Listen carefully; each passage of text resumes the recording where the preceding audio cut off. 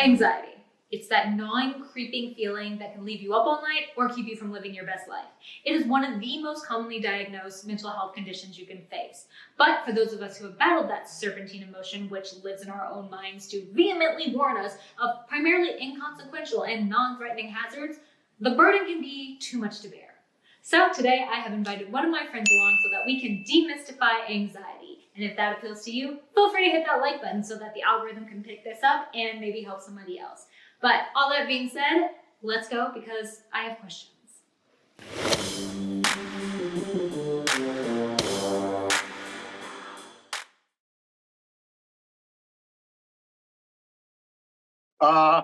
Hi, my name is Manuel. I'm an actor.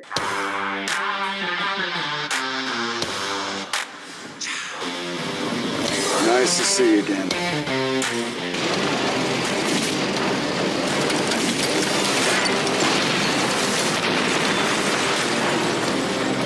You think this is over?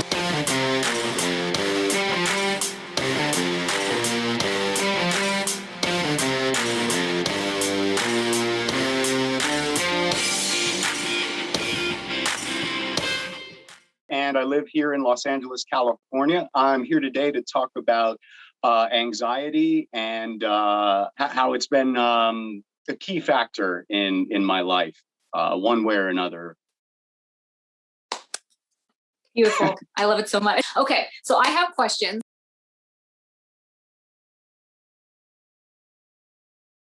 Sadly, pretty late in life. You know, it's one of those things you look back and you say, of course. And then I think in my 20s, I did start to go down the road of like taking different medicines and whatnot. But I was always diagnosed more of a depressive, bipolar. Very little in the way of anti-anxiety drugs. So that wasn't something that really I was diagnosed with. But it was tricky when I actually went down the medical road and actually saw doctors. I was drinking a lot too. And so I remember getting this questionnaire, like, do you do this? Do you do this? And I just asked the doctor, I was like, when I'm drunk, does it count? And he's like, yeah, it's still you. So I'm like, yes. Like, here's your drug. So I fooled around with that for a while. And then, God, I just remember it didn't help me all that much in anything that they ever gave me. And but then also all these things, they weren't supposed to be combined with alcohol. So, and I certainly did. But in my weird teenage like depression, I just sort of shut down and I would really just care a lot about my hair. And so, I was like freaked out about every little strand of hair. But then I couldn't even stand to look at my face. That was my way of like jujitsuing my anxiety about something. Do you think that it has that much of an effect on your day-to-day life, or do you think that it's just kind of like a minor thing? Well, this year it hasn't had too much of an effect because nobody's going anywhere.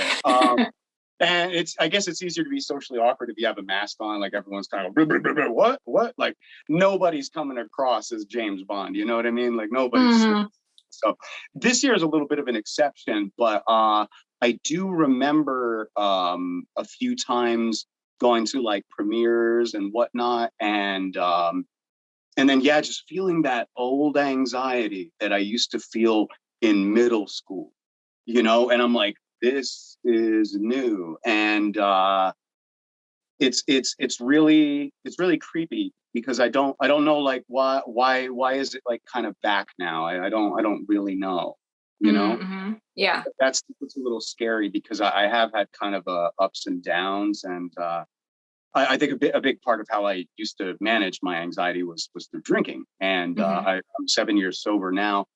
But I remember that beautiful feeling of thinking that I needed alcohol to relax. I need alcohol to be myself. It is who I am. You take it as part of your personality and you're nothing without it.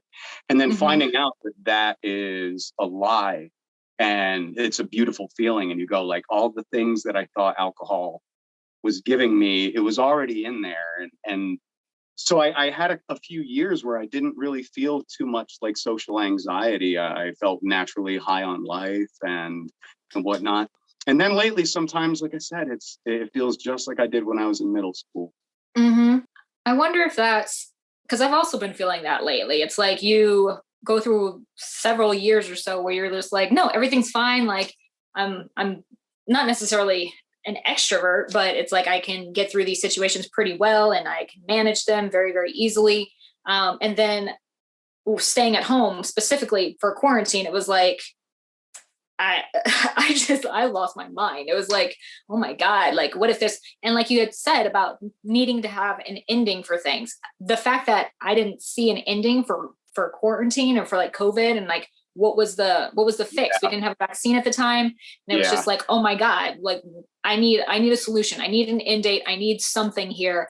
And so that's when I really learned that I actually had anxiety. Like before that, I didn't know. Like I just knew that I was like not great in large social situations. Like I'm good with very small situations. But I just kind of thought like, oh, that's just like a weird thing that I have. Like I'm just like, it's just a thing. And then like having that quarantine situation happen and having to like, I literally went to the doctor and I was like, hey, like I'm having problems. Help me out here.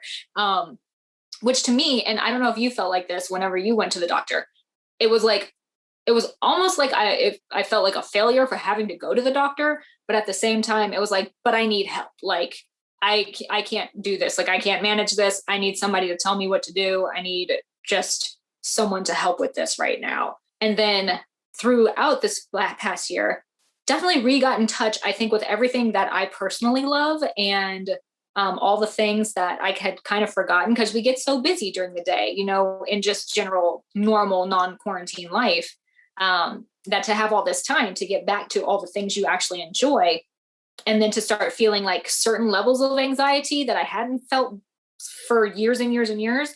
Then it's like, oh my God, okay, so this is like who you are.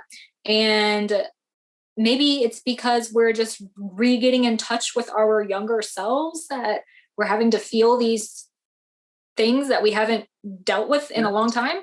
That's really, really interesting. Kind of what you were saying, I found myself reading comic books at like 2 PM out in my yard, you know, and you're right.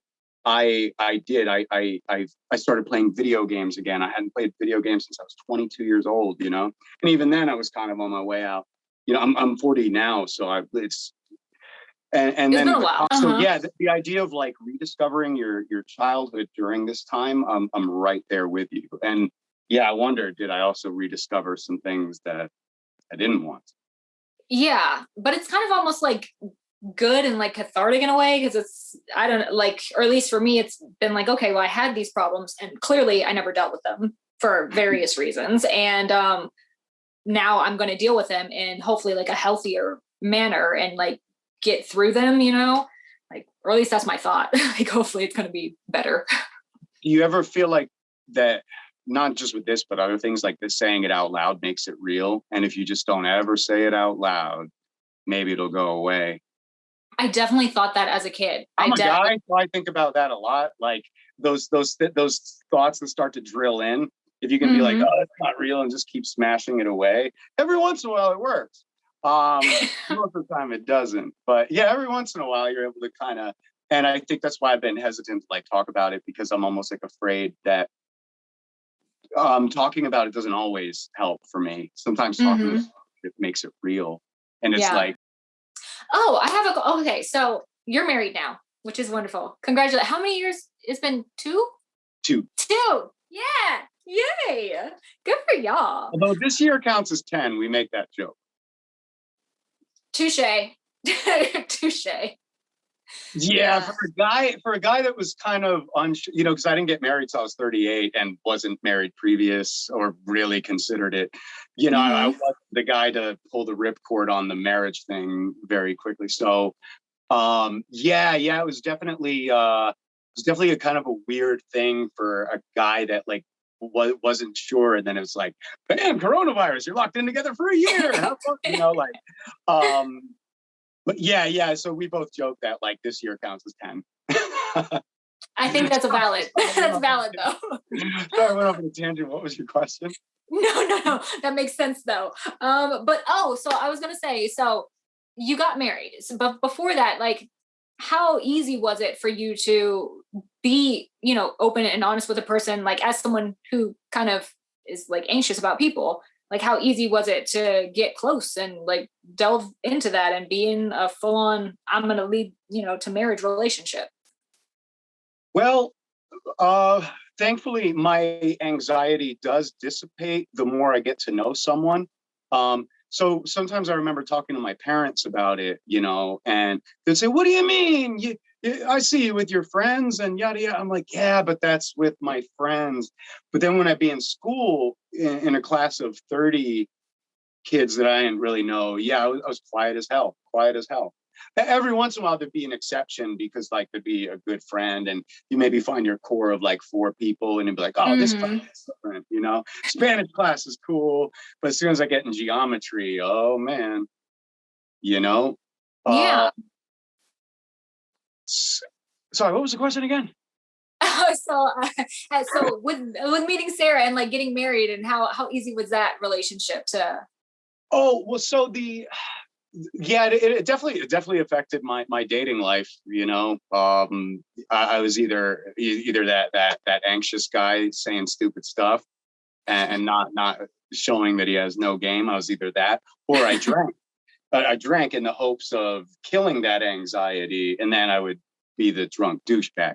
So it Hmm. was one end of the polar others, and neither one is really good. So dating for me was pretty tough. It was pretty tough. Yeah. Uh, and thankfully, with Sarah, I did meet her when I felt like I was kind of on that high of life, where I'm like, wow, I feel like I'm having just as much fun as I did when I was drunk, but I wake up in the morning feeling good. I'm losing weight. I'm clear headed. So actually, I was feeling really jazzy. Our Hmm. first date though, she's just naturally a bit more quiet, and I'm not. And so I actually thought she didn't like me. Yeah, So that's what you had to be the one to suss that out. Like, I was like, I was kind of like, I'm not sure if she likes me. Like, because you could take, especially if someone's putting forth a certain energy, and then when it's not reciprocated, it's usually means something up. hmm. It's not always, but it was a sign. Um, yeah. So what do I do with my anxiety? I just talk more and talk louder. Uh, and so it all worked out in the end. But yeah, yeah. It's not that our first date was bad, but I definitely had like a hard time reading her. Hmm. You I know? wonder. That's so interesting, because it's like I also get like that. It's like you're either very very awkward and just like, okay, I'm just trying to figure that, like, what is this, what's happening here, like let me say something just to say something, and then it's really weird. And or you're just like, okay, I'm just going to take over, and we're just going to we're just going to do whatever I kind of say, and I'm just going to be the, the leader of this date. And it's a weird process of being, because if you're anxious, then it's like you want to counteract it. And when you try and counteract it, most of the time you're like too much. It's just like something's wrong. Like something's wrong with this person. They're too much right now. Because it's not normal. And or it's on you're the other side of the spectrum where it's just, you don't know what to do and you're too little. So it's very hard to meet that middle side. But it's so nice when you get to that super equilibrium where you just feel the most confident and you just do stuff that comes naturally, and you get a person who's wonderful and you end up together and you have a wonderful relationship. So like I aspire to that. You guys are relationship goals Oh, there. thank you. Yes, you're welcome. It's true. It's real, because I think having, situations like this when you're dealing with, I don't want to call it a problem. It's just like a thing in life that something you've been dealt, and it's just like, okay, you just have to learn how to work with it. And sometimes it's difficult, sometimes it's harder to find your as they call it, your tribe, like you said. And but at the same time, I want to say that I think the beauty in it is that once you do find your tribe, it's like these are ride or die people. These are people that you're going to be with for years and years and years. Like most of my friends I've known since I was like, I don't know, like 7 or 11. Like that's when I meet people in my life, and those are the people that I've known, and pretty much are the people who stick around. So I'm like, I'm so grateful for that. But yeah, it's weird. Dating, it's weird. What I realized too is anxiety, it can be like anything else. You have good days and bad days. Mm-hmm. And that's why I think sometimes it can catch you off guard, because you're like, oh, I'm looking forward to this party. Then you show up to the party and you kind of don't feel right. And Yeah. you didn't know that actually you were going to have a bad day. You Yeah. didn't know that till the day came. And that's why I think things like this, they can be hard to diagnose, because it'd be like, oh, I was fine in this situation and then not so much in this. And yeah, I guess we have certain expectations, and probably the more expectations you have, the further you can be let down. And that's I never had like a controlling personality in terms of especially not in relationships. I was never like the jealous type or anything like that. But I did have a sense of like things need to go a certain way. I don't know if you call it OCD or whatever. Mm-hmm. A lot of my anxiety stemmed from that. And then I realized it would sooner or later lead me to a drink. So when we're like planning stuff and I go, whatever, people don't realize like my whatever, that attitude is many years in the making, that me in there that is not whatever about anything. Yes. So I was like, you don't want me to go the other way with it. Like you best believe that it's better if I just be like, hey, do whatever. Yeah. I feel you, man. That's so weird. I've never had another person convey that back to me also, because it's like, it's one of those things that you think it, or I feel like you think it and you feel like you're the only person who kind of thinks that. Like, I don't understand. Like, I was excited about this thing and I thought about this thing and I thought like, I'm going to get here. It's going to be such a great time. I'm going to meet new people, or like, I'm going to meet these people, like whatever your thought process was about the place you were going to go. And then you get there and you're just like, I don't know what's wrong, but something is wrong and I don't feel right and nothing is going the way that I thought it would go. But you don't really like, or at least I didn't like verbalize that to myself in the way that made any sort of sense. It was just a feeling that like, this is wrong, like it's just wrong and I don't know what it is. And something is just not the same as it should be. So that's so weird though, that I don't know, that number one, that you verbalized it and made it make sense, because that was amazing. But that I'm not the only person that feels that, like other people feel that as well, because I would never have known. So yeah, but then I realized that, I have days where I step on set and I'm nice to everyone. Other days I can be a motherfucker. And and then I just realized like, yeah, but why? What do I have to say? I am like this. My name is Ryan and I am this. I'm everything. I'm all things. Which is so hard to accept these days, like, or like, maybe, I don't know. I feel like we're in such a point in society where everything has to be a brand. You present yourself as a brand. Your Instagram is a brand. Your YouTube is a brand. You yourself are a walking brand. So you have to be like maximum 3 things, because that's all people's mind can, I guess, wrap around. Like, you can only like knitting and ice skating and photography. Like, those are your 3 things, and that's all you are, So I'm struggling with how to present yourself as a full-bodied person to the world when they don't necessarily always want to see you as a full-blown human being. They just want to see like the big points of you. Like, how do you go about that? How do you go about being your most authentic self without succumbing to paring yourself down to like just a nugget's worth of information? I don't know if you can. I guess we can all make an attempt to be genuine. But then even in that regard, like there might be a certain truth that I would tell you that maybe I don't want the whole world to know. And again, that's like that. How do we present ourselves? It's not about lying. It's not like it's something isn't true. It's just about like, yeah, how do you compartmentalize that brand to make sense? And I think that's where a lot of my social anxiety came from. I would be like, who am I? Like, am I the cool guy? Am I the funny guy? Who am I? Who am I in this situation? And then especially if it's a work-related thing, like it's a party, but it's also industry people. And so like so then you got that hanging over your head. That's a lot of times I have to miss shit like that. I don't mind. I like to have friends over and it's cool if they're actors or actresses too, and we can talk about the business.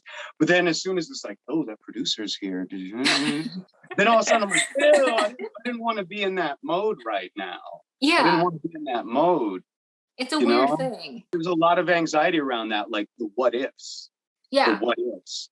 yeah. And I think, unfortunately, when I was a kid, my what ifs were always pretty gnarly.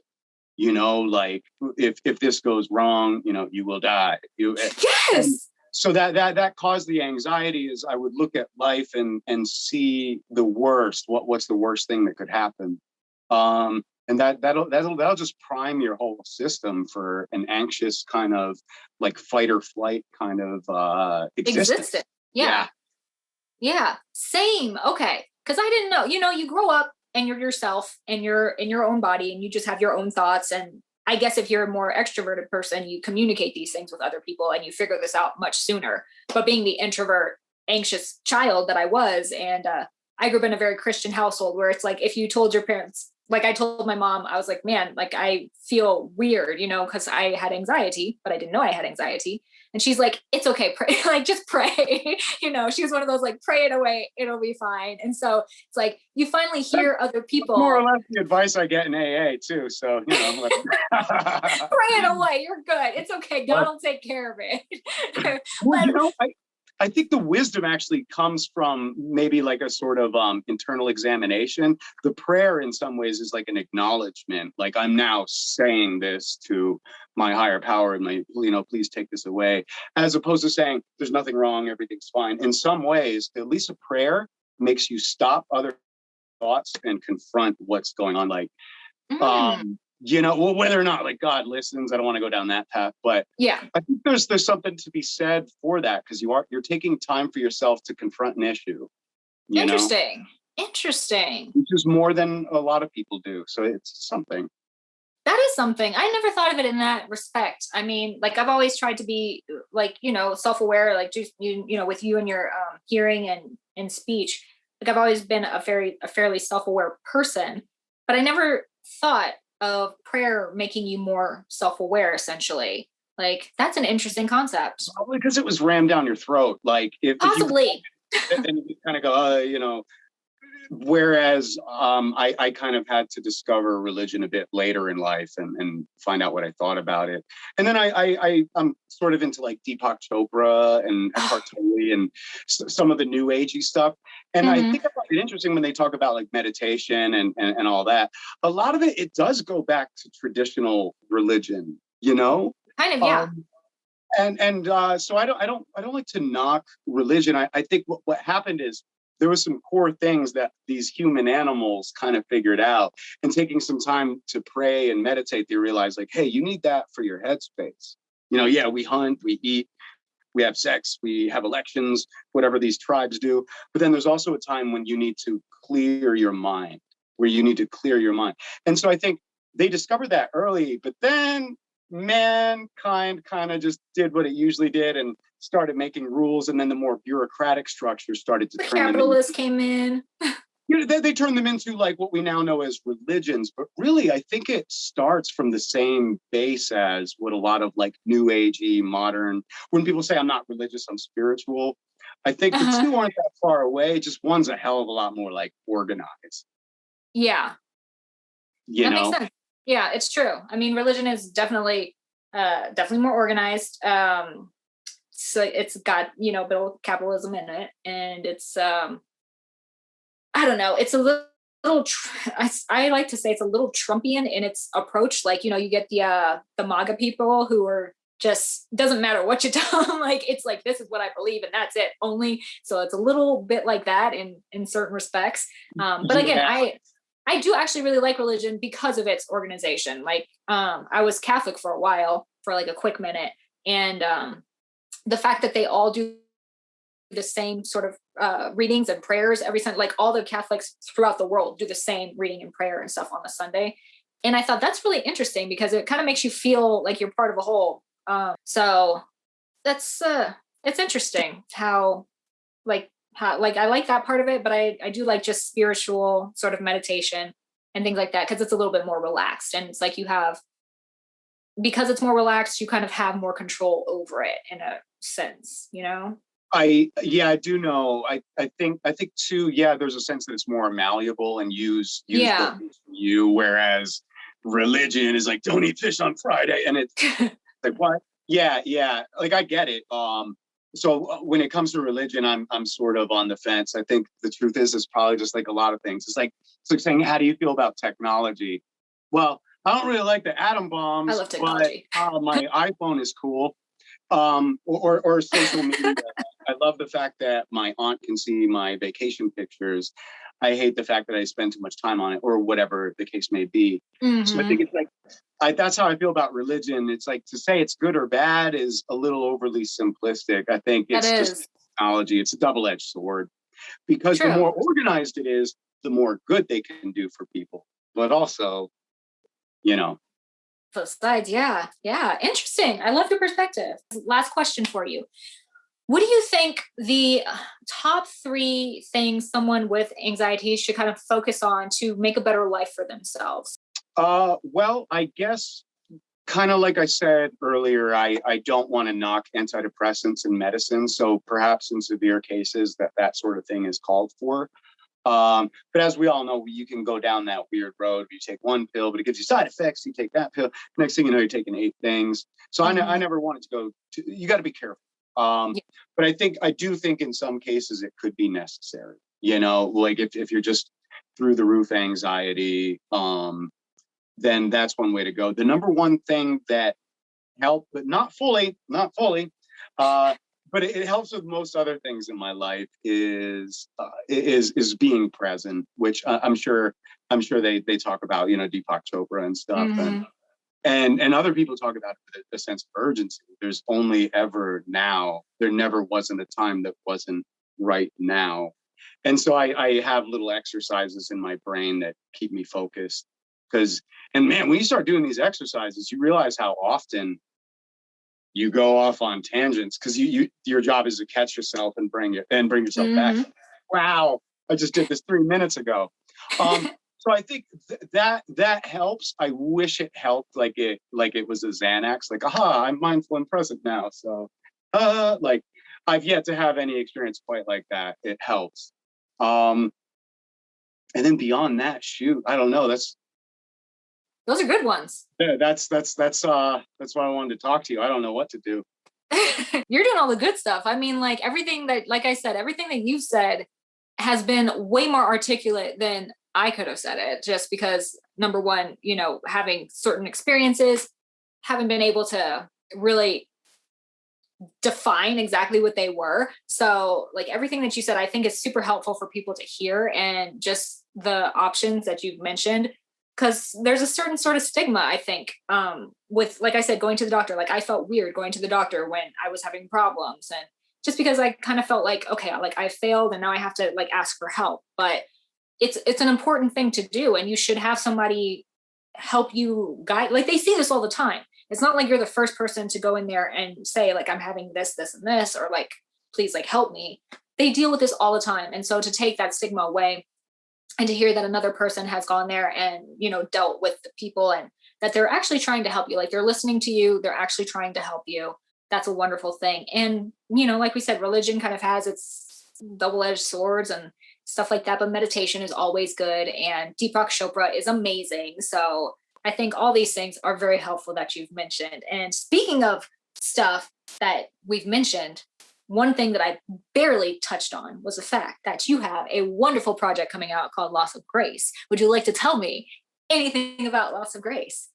Sure. Well, Loss of Grace is it's a combination of Taken, The Departed, and some other crime thrillers out there. But it's a cool cop movie, and I get to be a cop. And I can't talk too much about my part, but because it's a thriller, so there's twists and turns kind of everywhere. So that one's available on Amazon now. Project that I worked on was called Flight, and we shot that in Kansas. And that's another thriller as well. And it's really kind of like in the vein of like Magnolia or Crash. It's really this interwoven. Yes, yes. And it's almost impossible to describe the plot because each character kind of has their own past motivations, and it's all about how they come together. But yeah, it was great to play a role the way I did, where I'm a dad. I've got an affair going on. I'm like super rich and powerful and type A, which is the opposite of anxiety. Um, which is fun. I get those weird like Christian Grey type like alpha male roles, and I'm like, that's so not me. I was always I think it's because you're angular, you know, you've got like I think so. angles. Yeah, the eyebrows and the my look. Mm-hmm.